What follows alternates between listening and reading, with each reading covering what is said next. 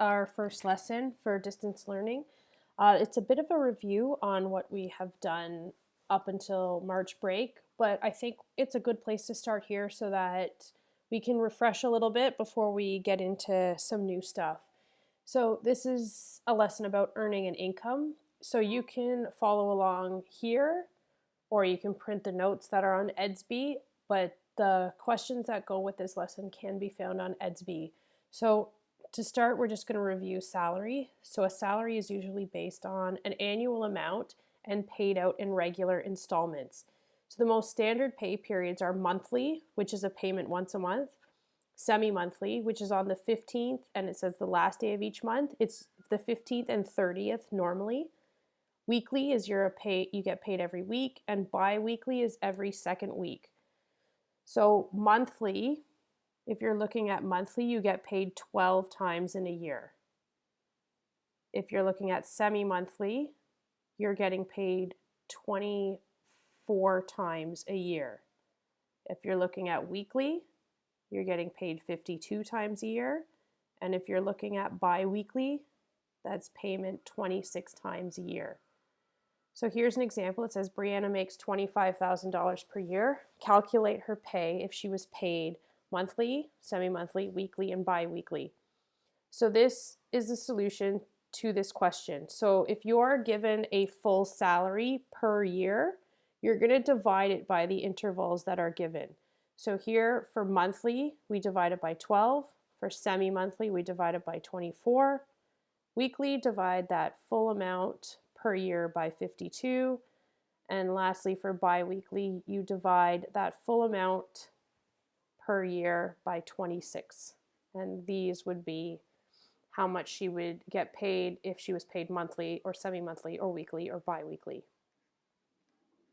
So in your notes, there are support questions. You are welcome to try those questions. They're not mandatory.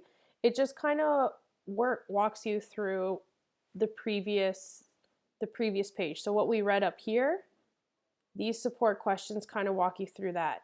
If it says calculate an annual salary and you see weekly here, that means you're going to multiply this number by 52. For monthly, you would multiply this number by 12. For semi-monthly, you're going to multiply that number by 24. And bi-weekly, you're going to multiply that number by 26. Next is piecework. We kind of went over this, but we didn't actually call it piecework. We called it like a commission or a bonus based on the number of sales. So piecework is an income based on the number of items produced or sold. So earnings can sometimes include a combination of salary, so what you're paid weekly, plus piecework. So this is kind of like that commission part of earnings that we talked about earlier in the semester. So the example here says that Noah sells chocolate bars for a charity. He gets paid $20 per day and 50 cents per chocolate bar sold. Suppose Noah sold 218 chocolate bars in 3 days. How much did he earn by the end of the third day? So looking at this question before we even get to the solution, we see that he is paid $20 per day. He works for 3 days. So that's $20 on the first day, $20 on the second day, $20 on the third day for a total of $60. And then he is paid 50 cents per chocolate bar sold, and he sells 218.